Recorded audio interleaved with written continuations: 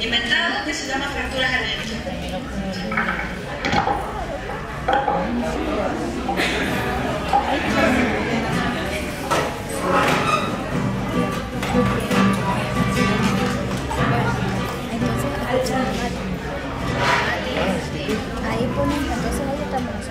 Al salir caminando por este lugar, un ruido espantoso me hizo reaccionar. Era un accidente, pero no era fatal. El crujir de los huesos me hizo tiritar.